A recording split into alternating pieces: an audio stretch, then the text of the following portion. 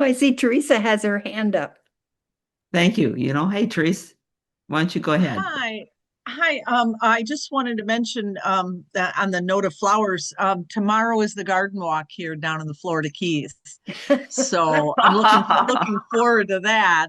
Is it And a then garden club that puts it on or it is. Yep. Yep. uh-huh. It's the garden club. So master gardeners and I've done it every year that I've been down here. So it's a lot of fun. And one year, it was the year before I started coming, John Landau, the Avatar guy, had a house down here and they allowed you to tour the home.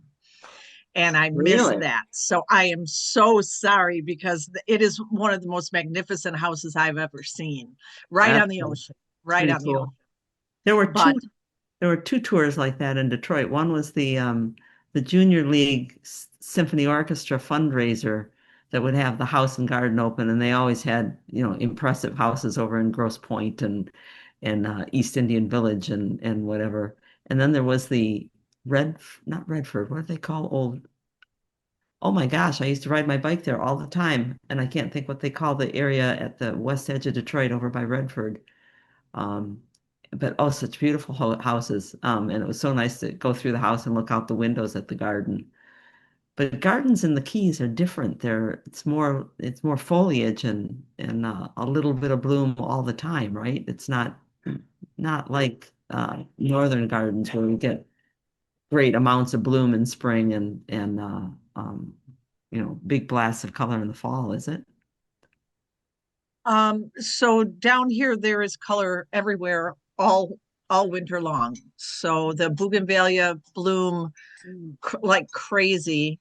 The bird of paradise is blooming. Yeah, there's color down here everywhere Oh, the so whole nice. winter. So nice. How long are you down there? 4 months. Wow. Wow, that's pretty neat. I didn't realize you were gone for that long. And it's not necessarily my choice. I love winter with every fiber of my being, but Ray does not. So I love him more. So he's a Tucson boy. So yeah, we're down here for the winter. Yeah.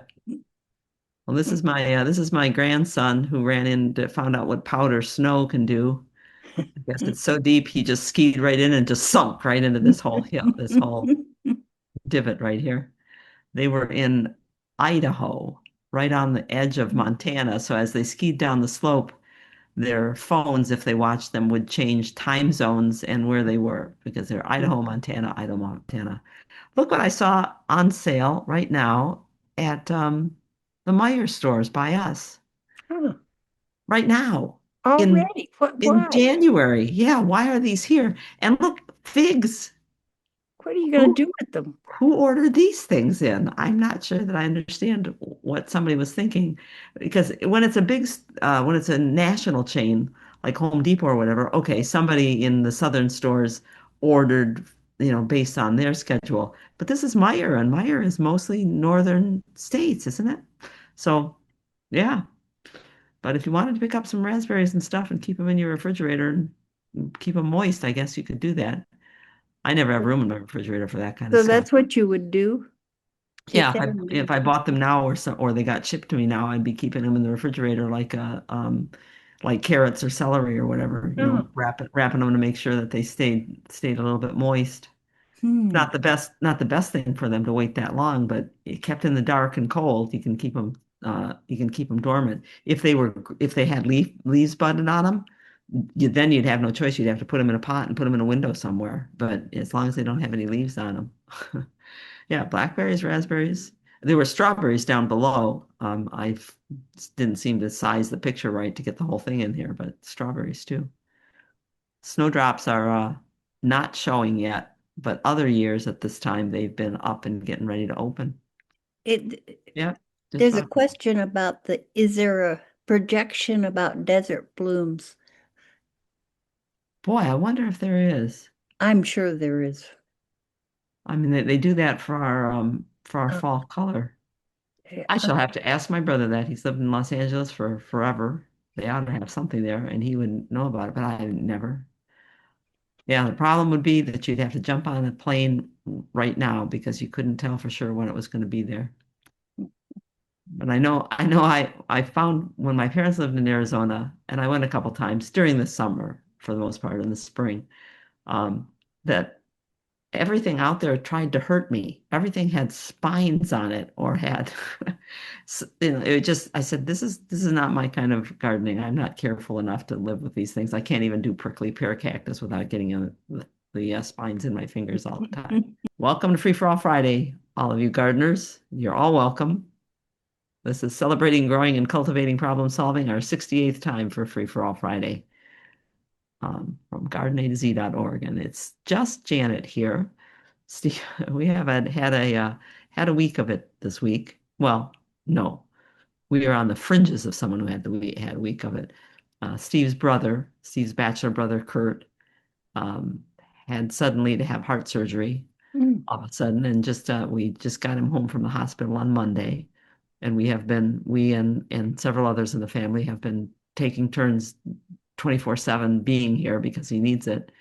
And Sonia came into town so she can be here tomorrow, but he and Sonia are linked up and taking grandkids around to things that they're doing tonight. So you're going to have to put up with me here. And if anybody is looking at the chat and sees something come up, because my screen is very crowded, so I can't tell for sure when a chat comes up. So we won't hear from Steve tonight. Sonia did tell me, though, just a few minutes ago. She said, "You get into trouble, Mom, just text me." I said, "Do you think I can do that and also talk about plants?" I don't think so. She said, "Oh, sure. If you tell people that that's what you're going to do, they'll put up with you doing it." Lots of things up on the website were I didn't get the last Free for All Friday video edited and put up yet, but otherwise our uh, our library on YouTube is up to date with everything that we're doing it, but that's more where things are going now than into writing. So tell people about Free for All Friday, have them come here. And in case you missed it last week, I've kept the questions pictures the same because I love this Highland coo. He or she is so cool. I can't remember whether the females, someone can Google that, whether the females also have horns. Some of the cattle breeds do. They're so cute. Still haven't started anything from seed yet. I tried to pull some weeds today. I was walking back and forth at my brother-in-law's here, and there's some dead nettle, that lamium relative weed coming up in the garden. And I went to pull it, and boy, it's green as can be, it's bushy as can be, and it's frozen right into the ground. Little rat, can't get it out of there. We're looking forward to starting our 7th season of webinars on April 11th. And I'm happy to say that we've got Neil DeBold is helping us out with weeds because I got to talking to him about weeding large areas. If you've never heard Neil DeBold or read any of the things that he's written, he's got some books, some articles, lots of things on his website. Talk about a rich website. It's Prairie Nursery in Wisconsin. Neil's been selling weeds, as he calls them, for 44 years, native plants, and he's got lots of big plantings. I said, I need to know about how to control weeds when they're in a big area. So we're going to start out with that on April 11th.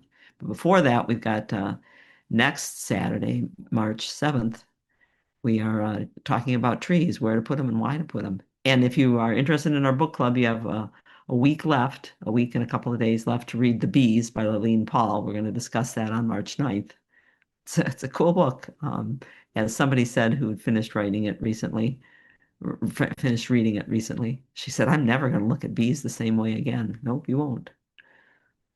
So, any questions? Yes, you are a very forgiving crowd. Yes. Okay. Question that came in is Anne here? Well, if Anne's here, then she's listening. If not, she'll get my individual answer. But Anne wrote about the form's not good and they get very few berries on her viburnum blue muffin. And she's wondering, what can we do? She said, here's what they look like. I cut them back a while ago and this is what grew out.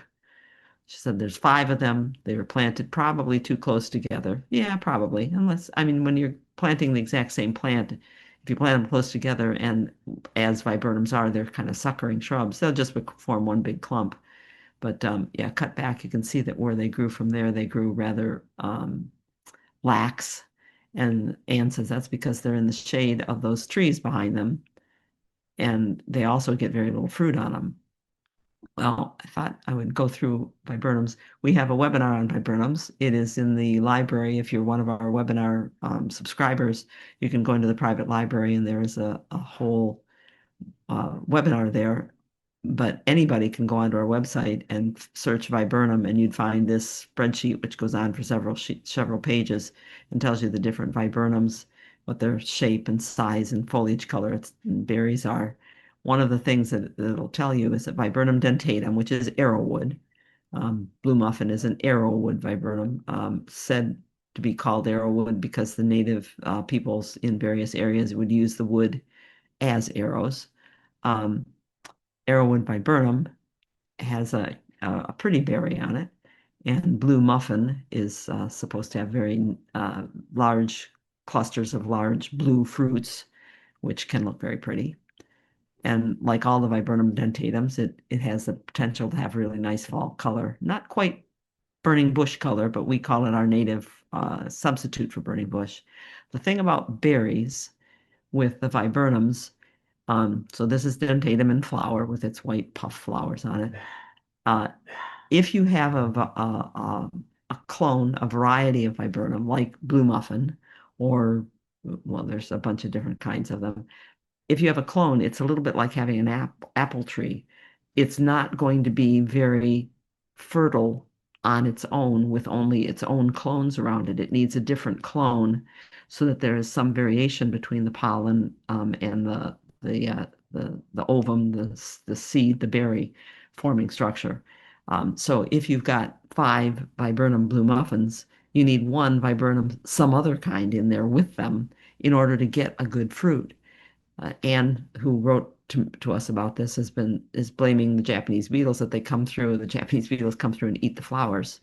Well, yeah, that would certainly keep the berries from forming, but they may be eating flowers that have not been properly fertilized.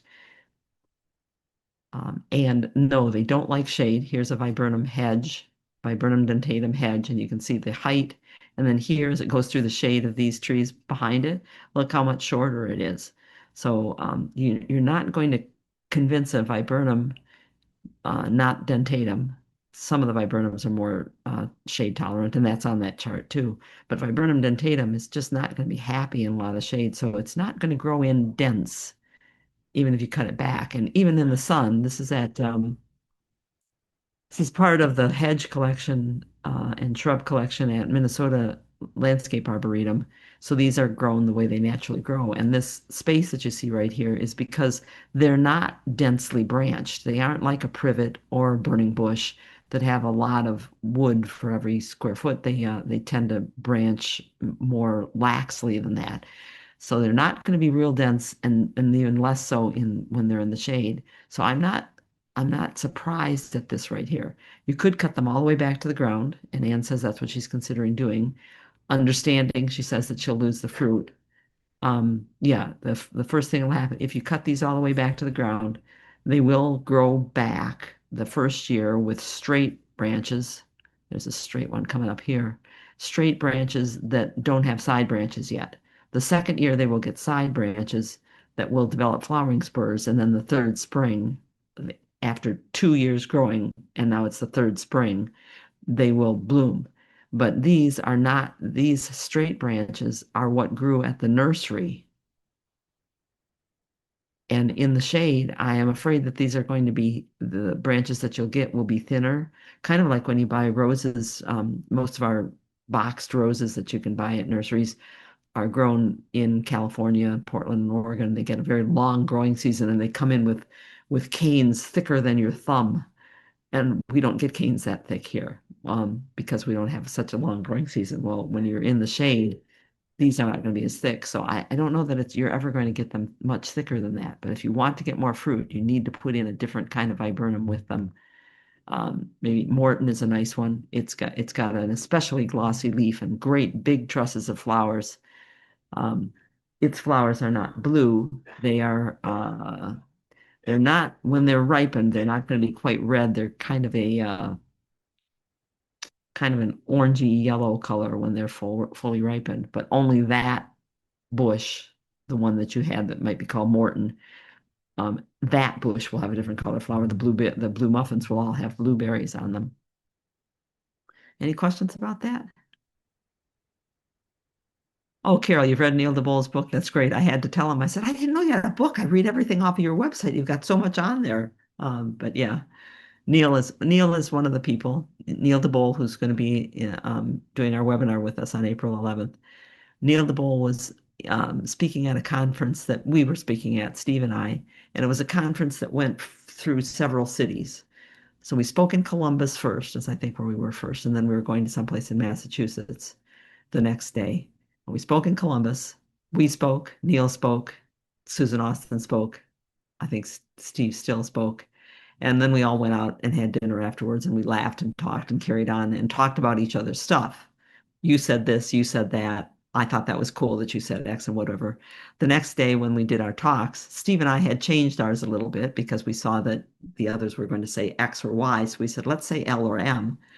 And Neil was one of the other people who had sat up after having dinner together, after being sitting and talking late into the night. He'd sat up and changed his talk for the next day, as had we. We said, look, he's a truly a kindred spirit with us, always thinking of something else to do. Another one who's great for that is Art.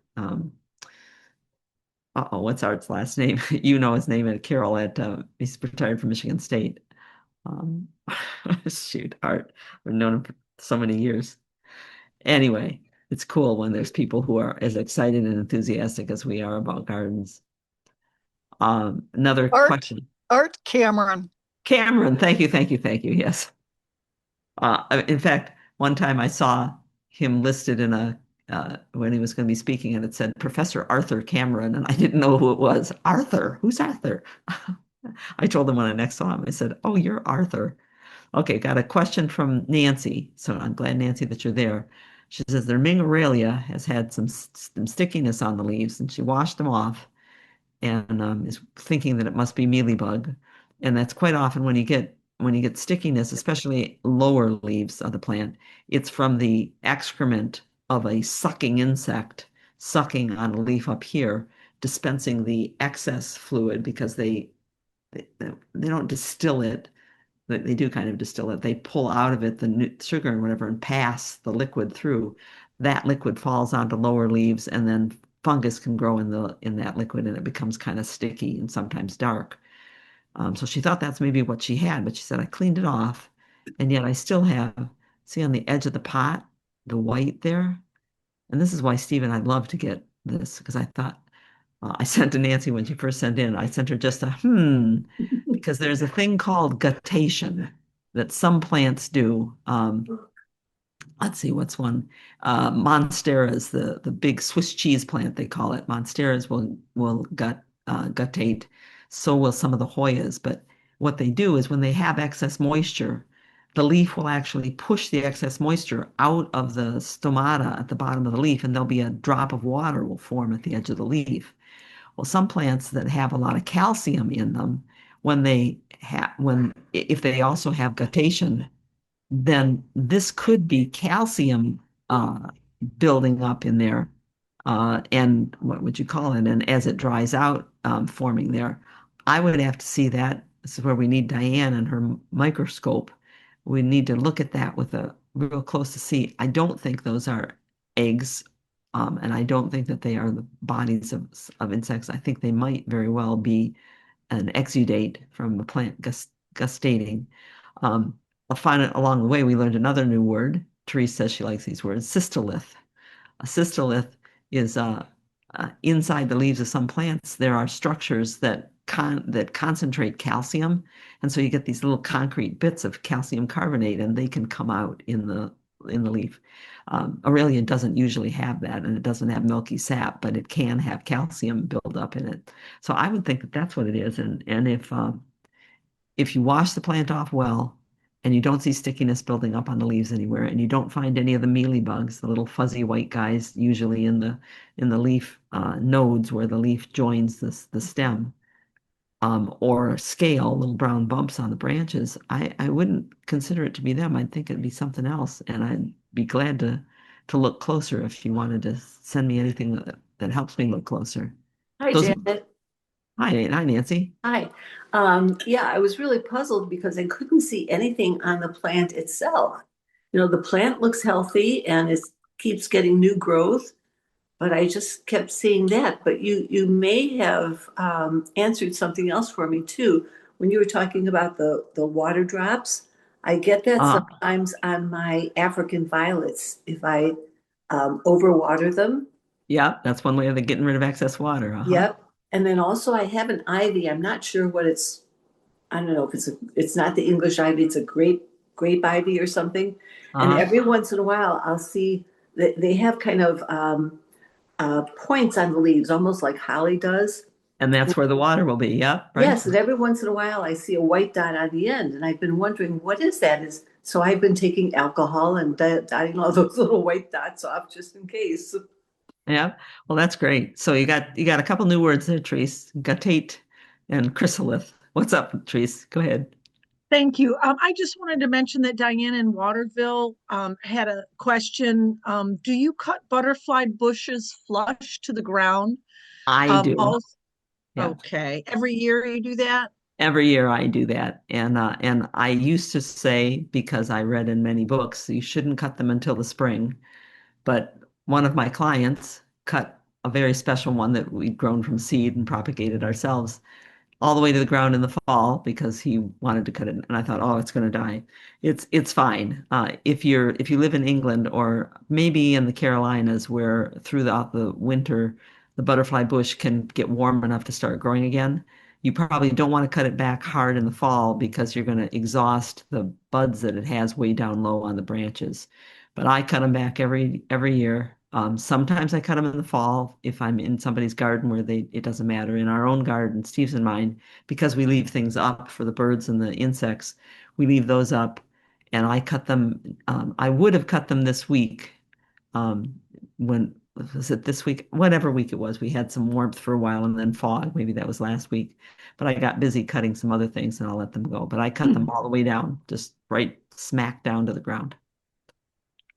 And we Great. do that because we like the vase shape of the butterfly bush. When you cut them all the way down, you get straight branches coming up 4 or 5 feet, well, or 3 feet if they're the dwarf ones. The branches come up straight and kind of fountain out in a nice vase shape. If I cut them down part way, they branch from the branches and they get that honeysuckle scraggly look. Well, that's all I can call it. It shouldn't really call it scraggly, but they're many branched rather than having a nice form. Um, Oh, what are we starting okay. inside right now? How about that? How about if I put that out to the group here? Who's starting seeds inside right now? The only thing I'd be starting, I'm trying, and I'm into some weird things. I'm looking right now to see if I can maybe convince some hoary cocoon and hairy cocoon seeds to start. That's uh-oh, I'm missing their names. Well, how many names can you have for hoary cocoon and hairy cocoon? They're plants that belong in the pine oak barren, like would have been our area naturally where Steve and I live, and it's a species we don't have. But finding the plants, forget it. Can't find the plants anywhere. And I'll be trying to start the seeds. I've also got some seeds of what did Tony give us last time? Some magnolias, some hybrid magnolias. But I'm not starting any vegetables because we have no good place to put vegetables. What are other people starting to so Trees it says somebody's raising their hand. So Trees, go ahead first. I'm sorry that I've been talking over the top of you. Oh, this is Anne. I don't know how to get my name attached to my tab here, but anyway, Oh, Anne, I think I are can you do hearing that. me? Yeah, we are hearing you. Yep. Okay. You said, is anybody getting something going? I have the best garden group at our church, and they took two huge front door pots, still with the soil in them, and rolled them into our shed, and then filled them with bulbs in succession to bloom later here in the spring. So they're in a dark shed. They tend to them once in a while, make sure they've got some moisture. And of course, it's been really cold here in the wintertime. But about when should they roll them back to the front door for a big show? Well, And should they be doing anything else? partly that's a matter of when you want them to be a big show because they can handle if they're kept cool. I mean, how cool are they where they are There's right? no heat. There's no heat at all. It's just a little backyard garden shed that's off our parking lot. Okay, good. Then they can handle really anything short of freezing. So they could stay out and they could stay out in the cold near the door. Um, uh, and as long as it wasn't going below freezing that night, and I mean below 28 degrees probably, For the that first would night actually, out? yeah, if they've been in a cold shed, that would be all right. Okay. And it'll actually extend their bloom. The cooler weather will keep them blooming longer. But if they're wheeling them out to a place that's like a lot warmer, so Yeah. that they have a big change in temperature, like they're inside the door, that would be problematic because they're now going to have a big change in temperature, and that could damage the petals, which are exactly what you want to have last the longest. So Right. keep them outside and wheel them out whenever it is that they want to show them off. And sometimes just the green foliage is a nice thing to look at, don't you think? Well, it's a huge experiment. We're all looking forward to it. And they said, let's go for it. Let's just try it for the first time. So I think ideally they'd want it for the Holy Week since it's out in front of our church. So that's the week before April 5th, I think. Yeah, so So cross your fingers that that's the right amount of time. That's yes, right. So maybe we should just do that now. We've had alternate, still freezing nights, and today was 46. Woohoo. So yeah. maybe we should try that now and just see what starts to happen and make a note of it. Yeah, yeah. Well, that's in most of the greenhouses and the big growers, they're growing based on years, decades, Yes. sometimes multiple grower lifetimes of records that they've kept for how long it takes to do something. So Right. Well, this yeah, is just a prayer and a whim. so good for it. Thank you. Thank That's a you. great topic. So is someone else's hand still up? I only see one hand up, but I don't see a name up here, so I guess we can go on. Ann's hand is up, Janet. And that's who we were just talking to, so I think we're Okay. probably okay here. All right, onward. Nice going. Janet, I'm sorry, it's Therese. There I it is, just wanted to Therese. Okay. mention, okay, so the reason I had my hand up when you were talking earlier about the water out of Hoya, have you ever tasted it? It's sugar water. It is It's sugar as water, and sweet. when you say that, I think I tasted the philodendron and found the same thing. I went, "Yep, they're concentrating some sugar." Well, you figure it is. It's actually just running through the leaf, and the leaf isn't using the water at all. It's picking up all the sugars along the way. Yeah, pretty cool Yeah, stuff. so it is cool. And they're so stunningly beautiful vines. They're amazing. But then I just want to mention Carol has a question. I have onions and pansies started, plus seeds in the refrigerator for moist stratification. Yeah, the things that, and that's what our cocoon is for certain going to need, and so it's in there. If you're growing something that says that it needs the cold first, you, like me, may think that, oh, it means I put the seed in the refrigerator. And you need to put the seed on a piece of moist paper toweling, just moist, not dripping wet, and seal that up in a sandwich baggie and put that in the refrigerator. Doesn't have to be in the freezer. 40 degrees is cold enough. But if there's not moisture as well as the cold, nothing's going to happen. You can also plant them and put the potting mix, your little pots, but that takes up a lot more room than putting them where you can stack all kinds of things that you're stratifying or giving cold treatment. But generally 30 to 60 days is what you have to do. So you need to get those in now so that you could sometime later in April move the seeds outside. I did that with hardy cyclamen one year because I really wanted hardy cyclamen. They're such delicate little flowers. Um, the seed needed cold stratification, so I stratified the seed, planted them out, and put them out early so that they would get the cold in the springtime. And nothing happened, and nothing happened, and nothing happened. And long about August, while I'd been keeping the flat moist outside, along about August, I went, oh well, failed experiment. So I dumped the flat out, thinking I'll just use this potting mix as mulch. And sure enough, every one of the seeds was swelled up and sprouting. So I was busy scrabbling them back up and putting them in. So sometimes that stratification takes even longer than they say that it will.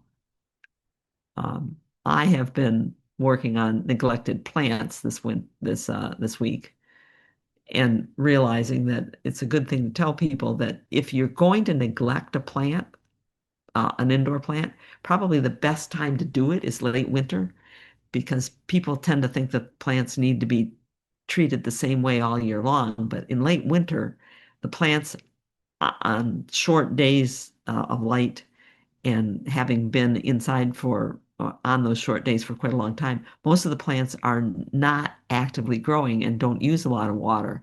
Now, these were much neglected for several weeks. Nobody was here watering them, and they burned out quite a bit. It's a little pothos here. First thing I'm going to do when I bring that pot in, and these are not great pots for watering. Many times when something dries out as much as these have dried out, I want to immerse the pot. I want to put it into a deep vat of water in my sink so that the water gets pushed up into the pot. But these kind of pots don't work very well for that. So I want to put in enough water to get it wet, but not over wetted. And to do that, then you need to think about the fact that a good growing medium, you might barely be able to read this down here, but it'll be better in another picture. A great growing medium is 50% mineral, so 50% solid matter, 25% airspace, and 25% water pores with water in them. So if I look at the pot that's this size, I want about a quarter of that volume of water. I want to know that when I wet the medium, I'm putting in enough to make a quarter of that volume of pot wet. So I'm going to look and say, how big is that compared to my 2-cup measure here? And say, probably in something that size, I'm going to need, I'm looking at something that looks like it's about 2.5 cups in size in terms of potting mix. So in that case, I want to put in a half a cup or so of water, and I want to know that that water goes in slowly because this is wet and is separated from the sides. So I'm going to drizzle the water in, and that's the first thing I'm going to do to this plant, really, is put the water in until I see water coming out the bottom. And then I'm going to let it sit for at least 20 minutes to see how much of that water might get reabsorbed. That'll tell me how much water I always need to put on that plant. Every time I water a plant, I want to put on enough to stoke it all the way up, and then let it be. Don't water just a little bit at a time, but water it enough to get it wet and let it use all that water. So while it's sitting and soaking for 20 minutes, that's when I'm clipping away the things that have dried out and died back in the when the plant was really dry. So I've cut all of these off. Some of them I didn't need to cut off because they would grow. And I'm watching the water down below. I don't want it to come over. However much is not soaked in, I'm going to pour off. I'm going to pick the pot up and tip it back over, and I find that I've got a quarter cup of water left. I go, okay, I was putting in about a half or 5/8 of a cup of water. I'm going to back it off to 3/8 of water. Just under a half a cup is what I'm going to put into this every time I water. Sitting next to it on the shelf was this shamrock, and the shamrock is, you can see all of the parts that have died back, but shamrock, oxalis, this whole group of oxalis go dormant for part of the year, and it had been in its dormancy just a couple of weeks ago. Now I'm going to clip all that away after I've watered it. But you can, well, if it was Steve's picture, you'd see better. There's new growth buds coming at the tips of all of these pieces here because it is now coming back into growth. Couldn't be a better time. It's coming back into growth. Great. Now we can start watering it again and revive it. It's actually even blooming a little bit. Whoops. So I'm adding water to it, then I'll pour off the water on the bottom. I clean it up, put it back on the shelf. I'll show you pictures in a couple of weeks. It'll be just lush and full all the way across. And ideally, I want that water, I want to stop watering in time that I don't have water running all over the place so that I can measure how much is left over. This pothos, a very good pothos up on the shelf, was in a rather deplorable state, but that's a bud growing right there. Go ahead, Therese, what you got? I just wondered how you feel about the water meters that you can shove in the pot and it'll tell you low, medium, high, whatever, I dry, haven't tried medium. I haven't tried any of the water meters recently, but 25 years ago when I thought, oh, I'm going to do this, um, I got what I think the term that I've seen used that I thought, well, that's a clever term, and they're randomly accurate. I think depending on the type of growing medium that you have and whether you happen to stick the spikes in where they were sitting in a spot that may have been an air pocket, for instance. So I wasn't real keen on those. I go by weight, which is difficult when these kinds of pots have enough weight of their own that you really have to know. So after I watered them and knew that they were full of water, I could pick them up and say, okay, now I know how heavy they are. Better to know how much water they need to go in them. And this one is a good example of one that gets overwatered, but it's growing back. All of the pieces that have died back were getting ready to grow, but there's a gap at the side. And the reason I'm watering slowly is I don't want the water to just run down the side. It's not going to get the potting medium wet and the roots wet. I need to very slowly add water to get the medium wet. And I cut this off. The root was on this end. And this part, which looked terrible, had a live part here, but I didn't really want it to be growing from the tip. And most plants are going to grow most heavily from the tip. I said I would like this to flush back out of the pot itself, not just from the tip. I had a sister-in-law that used to grow things like that, and she would just keep taking the branch and winding it around. It was one big loop of stems with no leaves on them, with tips growing. So the tips are just budding out. That one I did put too much water in. And so that one I actually soaked up with a paper towel and squeezed that back in order to get it to soak into the medium. And I found we're looking down into that catch pot. I know it's not a great angle here to see it, but the pot is here, the blue. This is the catch pot. And you can see all the calcium buildup that's in here. It's not particularly hard water in this neighborhood, but that is telling me there that this plant has been overwatered pretty regularly, and water sits in this catch pot.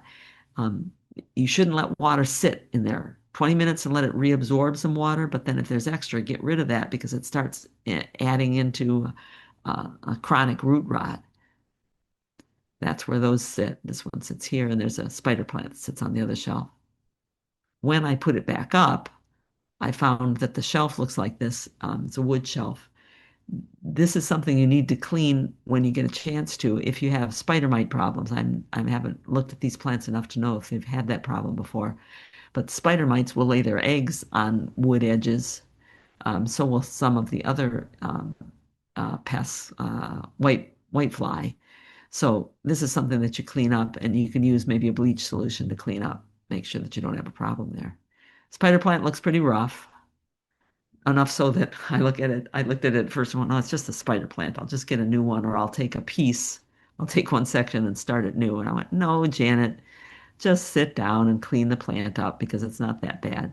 It looks bad, but it's just this section, this eye of the plant is growing well, but some of the older leaves all died back. So I've cleaned it off.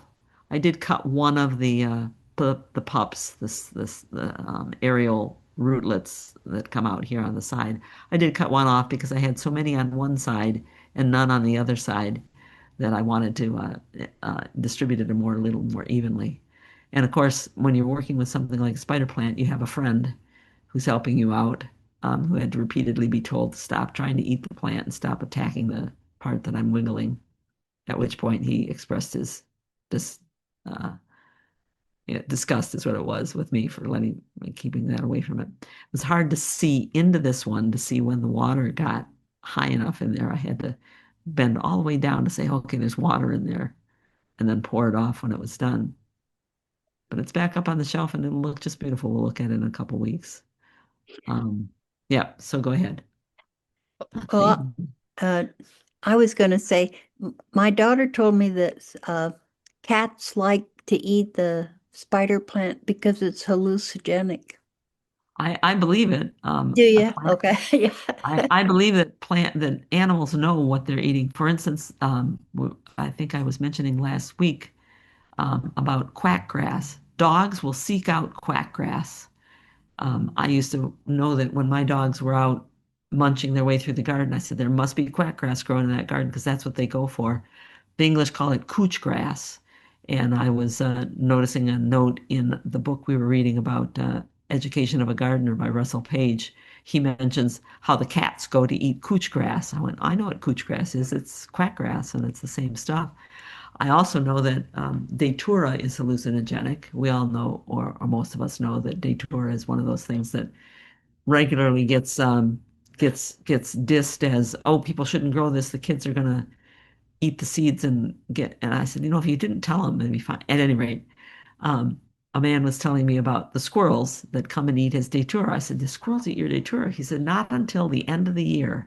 At the end of the year, when the seed pods begin to ripen, they come and eat the seed pods. They are eating those plants on purpose because they're getting high, and then they roll around. You add that to the fact that in Colorado, this is many years ago, but the National Wildlife Federation was writing about it. There was a parking area at one of the trailheads up in the mountains. So you would drive up to this parking lot, park there, and then you would walk out into the trail and hike for X number of times. So cars sit in the parking lot. Well, after the second or third episode of a car leaving that parking lot and its brakes failing on the way down the mountain, the Park Service started looking to see who was vandalizing brakes in the parking lot, and they found that it was I've forgotten what they're called. They're like groundhogs, and they whistle, marmots. The marmots were coming underneath the cars and chewing brake lines to drink brake fluid, which is toxic, but that's what intoxicated is all about. They had to trap a bunch of marmots and move them someplace else because they'd been hooked on brake fluid. So I believe it that animals wait and eat things that are not good for them. Okay, at any rate, this one I actually cleaned up a little while ago, a little bit. I took some of it out of there. Um, and it's unfolding new leaves. It's that time of year. So it's a great time of year to be cleaning it up after I got done taking out. And I took out much less out of this one since I'd cleaned it up a while before. I watered it and put it back. The aloes were happy as clams. This aloe wanted to roll right out of the pot because it's so heavy and the soil mix was so light, wasn't stopping it from growing at all because it's an aloe. In order to stop it from rolling out of the pot, number one, I watered it, which makes the soil heavier and gives it some counterweight. But I also cut it back. So I've taken older leaves out from underneath on the side that it was heaviest to in order to change the weight distribution. And then those are all, of course, they're all going to ooze out aloe sap, which turns yellow when he gets out in the light. And it's great stuff to have. And those you just put in the refrigerator. Just put them in the crisper drawer with your carrots and your celery and let them stay. It says Therese has her hand raised, and I'm not sure if that's from before, but if you've got something to talk about, Therese, go ahead. Oh, it went down. Okay. So anyway, aloes are, I probably didn't even need to water the aloe. Why is this one back in here? Oh, it's me pouring the water out of the bottom of the pot. This guy, oh, Moses in a boat. It's a camelina. It's related to spiderwort. Anyway, I looked at this and went, I don't think I even want to approach that one, but you do need to. These get crazy. This is a very tall pot, and as it turned out, I didn't know, but the plant is planted in the pot, but there's some kind of an uppy daisy thing they call it down here, so that excess water can fall out and stay in the pot. So when you water it, you can hear the water dripping through into water, which I've decided is not a good thing because this plant is not using that water and it's just sitting down there getting stagnant. But at any rate, by the time I got done clipping back things that had gone too long and some of the ones that were overabundant, too many branches in one place, or had gone brown, I went from this to this. I'm taking out the thinnest stems and the ones most buried underneath other plants, other branches, and ones that go down furthest because we don't need it growing on the ground. And I'm leaving it, here's all the new growth coming. See, it's facing up. Because plants want to grow up first. Its own weight as it grows will take it down again, but that'll form a whole nother layer. Grows up and then the weight takes it down. But I was taking out thin stems and stems that went a long way from where they started without a single bit of leaf on them. And I found most of those just by putting my hand in underneath the top stems, grabbing a bunch of stems down here and chasing them all the way inside and clipping them off back there. It takes patience, but it gets rid of the scraggly growth and the non-productive growth and gives you a better looking plant. This puppy was up in the bathroom, and bathrooms tend to be moister, and it was just fine. One of the tricolor Tradescantias. Had a little bit of stuff to take out of it, give it some water. Now the corn palm, not corn palm, it's a Dracaena, and they don't call it corn palm, but it's a Dracaena tricolorata, I think it's, and it had definitely not liked being left to dry out for so long. It turns out to be a special plant for the person as it is. And you got to watch out for things with tall stems like this, because this one was actually right there with that aloe. And I feared and found that it was true, that it was leaning on that aloe. Aloe was holding it up. So this is one that was separated from the sides of the pot and was going to roll right out of the pot. So I watered it well and added new potting mix and tucked it down in on the side and watered it well to help hold it up. And then went through the process of cleaning. The stem's cleaned off already, taking all the stems off. Now, I didn't take these remainders of leaves off down here because this might still grow down here now. But in any place where the leaves have stopped, there's no green leaves anymore, that's not going to grow. Once this recovers, I'm going to cut this right here, take this top part and stick it in a pot and let it root. And then I'll cut the bare stem down to the bottom, and it'll sprout from near the bottom, but they're not going to sprout from the bare part of the stem. Judith has a good question. Uh-huh. Her question is, how often do you replace indoor plants potting medium? And what are the signs that they need to be up potted? That's great. And I do see that here. There's not a one set answer. Some plants, this Dracaena, for instance, has been in the same pot for over 20 years, I think, if I'm remembering what they told me. And it doesn't need to be repotted. A client of ours had shrubs and trees of all kinds in pots on his patio in New York City. Some of them had been in for 15 years, and we never replaced the potting medium. We did occasionally cut some pie-shaped chunks out of the pot, out of the medium. We sliced down with a knife and took out some and put some new stuff in, so that it gave us a place to put in some organic matter and some slow-release fertilizer. But every plant's going to be a little bit different in what it tells you.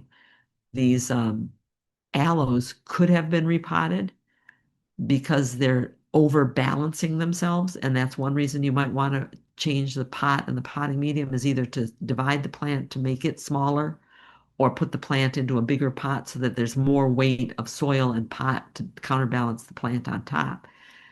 Some plants, like a couple weeks ago, we had pictures of a clivia that I was dividing. So there was basically no potting mix left in the pot. It was all just roots. And the plant doesn't mind that as long as you water it more, because there's more root to take up more water. You don't water, if you found that pot needs to have 3/4 of a cup of water put into it to wet it, you're still going to put in 3/4 of a cup of water, but you might have to water that plant every day or 2 days rather than every week. So you can change the watering and you can change the pot rather than changing the potting mix. Or you can every once in a while say, I think this plant just needs it needs a bigger pot, or I need a smaller plant. I'm either going to divide it or upplant it. So there's no one great answer for that.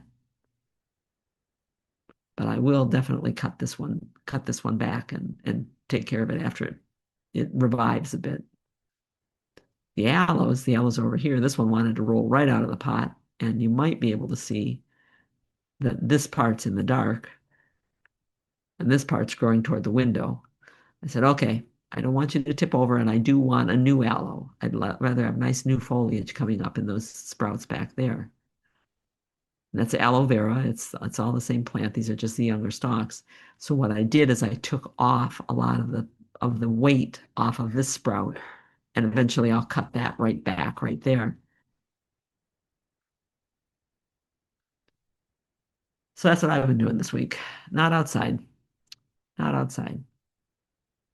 You have a question about poppies that I'm going to lean on everybody there to help me with.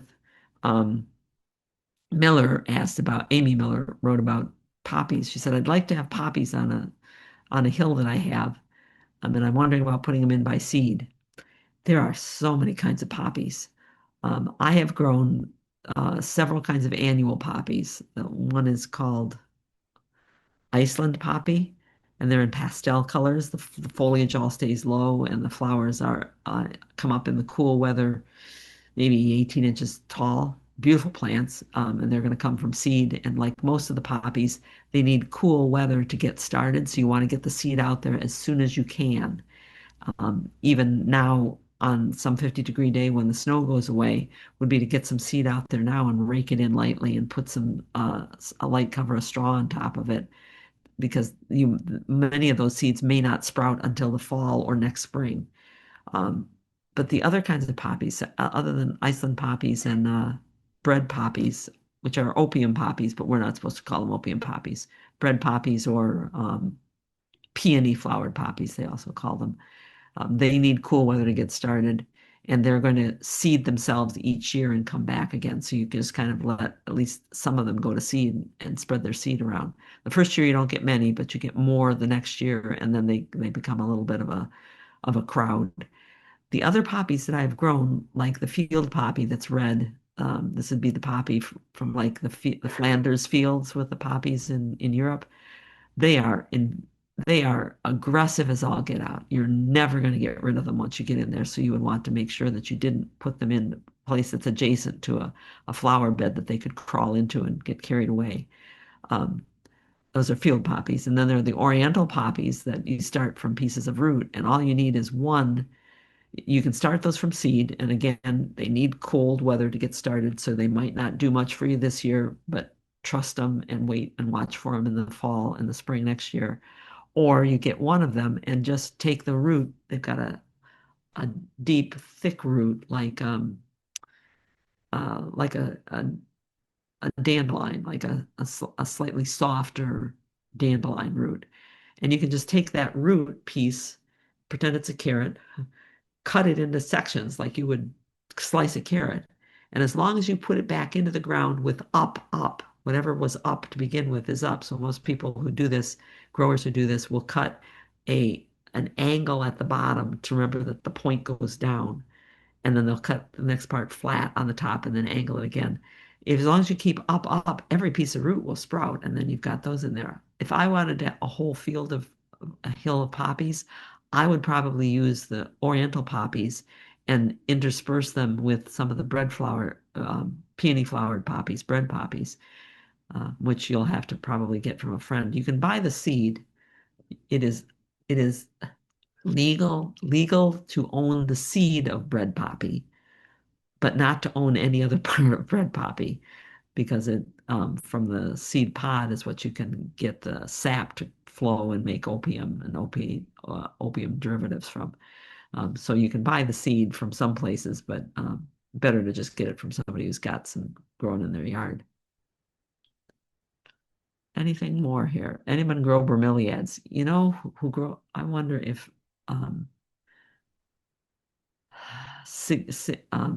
what's the female form of Siegfried? I can't remember her name. I remember she was so heavily into bromeliads. I'll have to get her number and see if she can talk to you. You have a lady's bromeliad that you've had for 20 years, Ruth, and it's been declining and it needs repotting. Yeah, it came from the Belle Isle Conservatory when I worked there, and it used to bloom really nicely for me. Yeah, well, what is her name? Siegfried. What she would do is say you need the pup, not that you're not going to repot the original bromeliad. You're going to take a pup from the side. Has it got pups? Has it got little ones starting around the outside edge?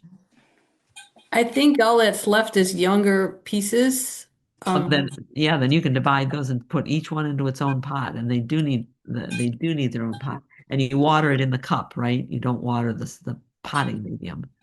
Uh, Yeah, tell they want water sitting in yeah, their pot. you gotta just turn around.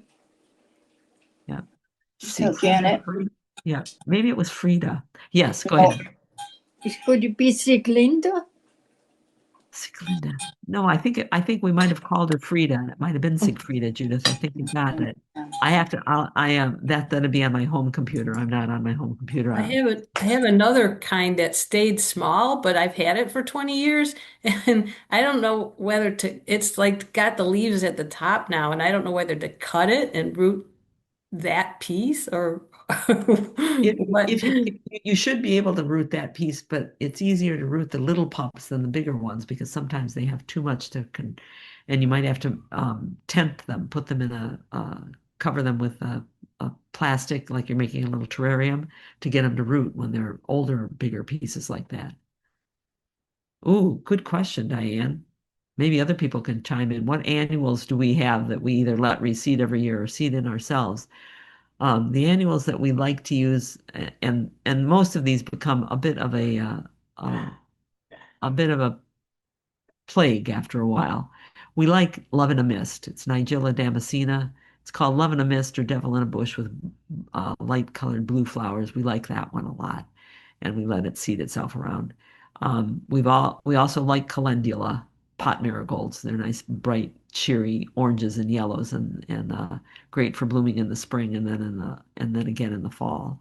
Um, we have a camelina. It's a Tradescantia relative that the bees like a lot, and we let that one come up. We have an impatiens glandulifera, like glands, ulifera. It's a 6 foot tall impatiens that the hummingbirds like, and we like it because it's up tall enough and blooming late enough in the year that brings the hummingbirds up to the level where we see them. Um, garden Impatiens balsamina, which is also called garden balsam. We like to let that one come up. Um, right now, I think that's all. I'm probably I stop for a minute. I'll say, oh wait, there are some others. But at the old house, we had others that we liked a lot. Well, dill, we love having dill come up. And once we say dill, that means the cleome. We could never get rid of the cleome once we got it going, because the cleome would come up. And the problem with the self-sowing annuals was that you had to watch for them to come up and then thin them out, because if you let them come up as thick as they do, they're never lusty, well-grown plants. They're just um, skinny little facsimiles of themselves. Cornflower, the annual Centaurea cyanus, the annual bachelor button, that we had those all over the place and loved having those come up. I'll think of some others. Snapdragons, yeah, and some of the snapdragons, especially as the weather's been changing, some of the snapdragons come up from crowns, so they're coming up as perennials. Oh, right, the one that see, there's another one, Carol. It's called Snow in Summer, but it's not the annual that people grow, nor is it the weedy ground cover. This is Snow in Summer that is a prairie plant, Euphorbia marginata. It's just a green plant, 3 or 4 feet tall through the summer, and then third week of July, it develops white-edged bracts that are just outstanding. You don't care what the flowers look like; they're insignificant flowers, but the bracts are beautiful on those. So we grow that. Snow in summer. Yeah, and it is a native, Euphorbia marginata. But that's what things look like right now. That's our Amsonia. There are some butterfly bushes still up in here. This is swamp milkweed. This is that time of year when things are really going down and you could just kind of walk them down or roll them down to get them out of the way. I like looking as the paths reassert themselves. I shovel the paths so the snow melts off them more quickly, but also it's because the ground is more packed down on the path. And just in here, there they are. The snow is now melted, and I can see the creeping thyme. So Judith, I'll be pulling some creeping thyme out and dividing it up when I get home, and I'll ship it to you in a box.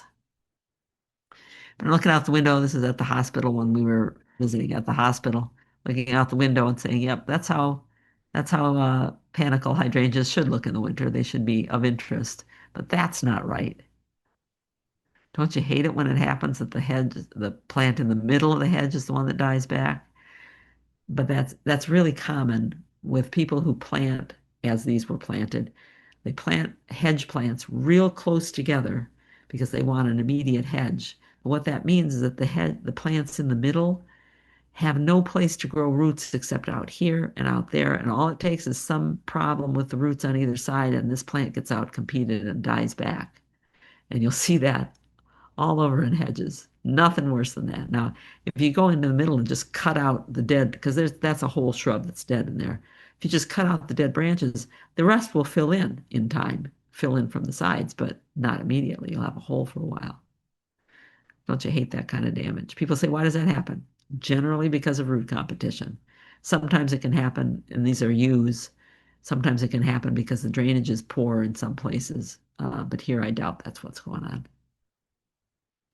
We'll be at the Waterford Library on a week from Wednesday. So in 10, 11 days, anybody who wants to come and help us cut back or see what we cut back or see how we handle stuff that happens in the winter, that's on Wednesday, March 11th at 4:30. We'll be at the Waterford Township Library, and anybody who'd like to come to watch you can pitch in if you want, you can help. And we'll be looking at things like our euphorbia, ascot rainbow, and see whether this green down here is telling me that there's some live down there. I hope so. So I'd like to see that make it through the winter. And then we go inside and we learn about some things. There'll be some stacks of snow left in some places, but we'll work on things like we'll cut that beautyberry right down to the ground, just flat down to the ground. And because it's gotten so big, we'll also be cutting out some pieces of it. That'll be real interesting. Take a strong foot. I realized while I was making a calendar for who's going to be helping over here at Kurt's house for a while, because we're taking turns, Steve, his brother, a couple of nieces and nephews.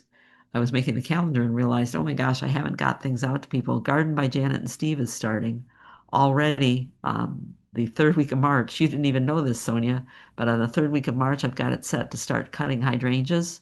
And Sonia has blue hydrangeas that we're going to be taking a look at cutting those and some other things. I'll get that list up on the website and out with a notice to all of you as soon as possible.